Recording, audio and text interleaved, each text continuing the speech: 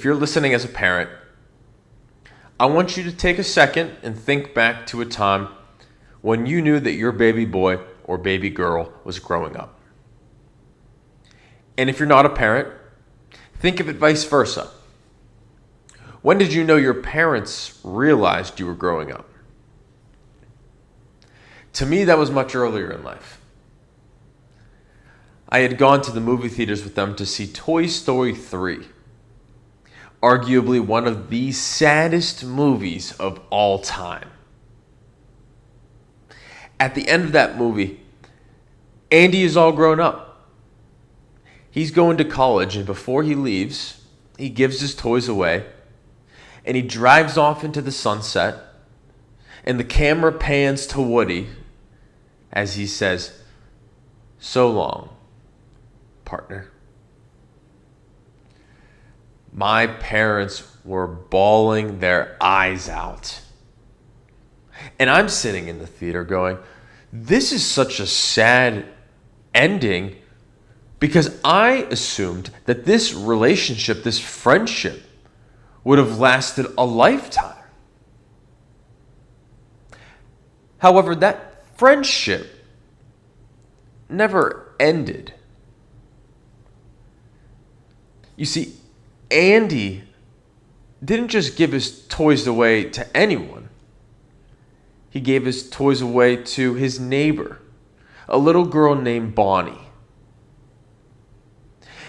And as Andy gives Bonnie Woody, he kneels down to her and says, "What makes Woody so special is that he will never give up on you. Whenever you need him, he will always be there for you." And that's the unbreakable bond.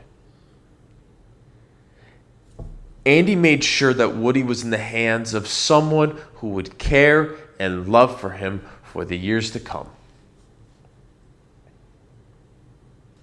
This scene made me start asking the question, what is true friendship? There are multiple ways to look at it. One very famous teaching of friendship being from Aristotle in the 3 levels of friendship. The first level, utility. Someone who may call you a friend because you help them with their homework. The second level, pleasure. Someone who may call you a friend because you guys have fun drinking on the weekend. And then there's the third level, utility. And a friendship of utility focuses on bettering the other person. This third level is small. When comparable to utility and pleasure, it is a vast difference. There's a great concept of this called Dunbar's number. Dunbar's number teaches that humans have a social cognitive limit of about 150 relationships. 1 to 2 of those being intimate relationships or best friends. 5 of them being close friends. 15 good friends. And the rest are mere acquaintances. I asked the question, how can we reach this upper echelon of a mere 20 people? Is it longevity? Is it values, interests? No. No, it's much more than that. It's being able to break through the armor of an individual to become exposed to their vulnerability. The real them. I grew up with someone who started using hard drugs, and I was not fond of it at all. Primarily because I grew up with a 21-year-old cousin who was found in his bed dead because he was using heroin faced with fentanyl, and it killed him instantly.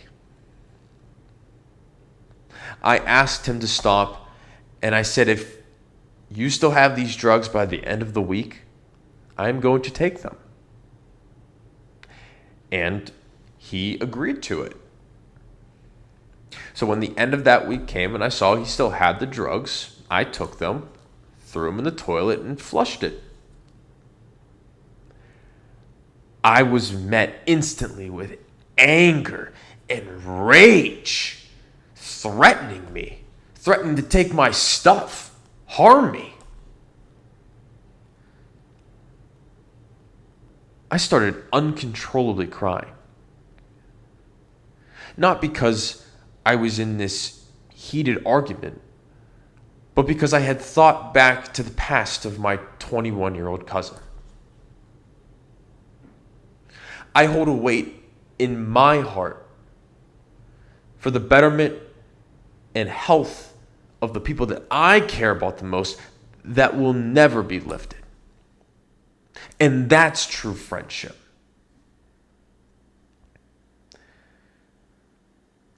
There is another layer to Dunbar's number that is not truly addressed. And I believe you need to add 1 to 2 guardians, parents, protectors. My parents aren't just my parents. I see them as 2 of my best friends. And whenever I have a wife and we have kids, I will look at my children the same way that my parents looked at me in that movie theater that night.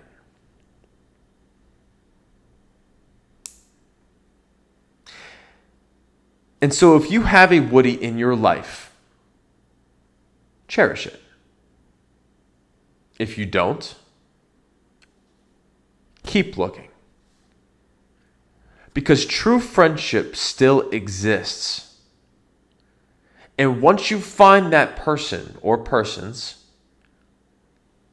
you will realize that it was worth every moment waiting.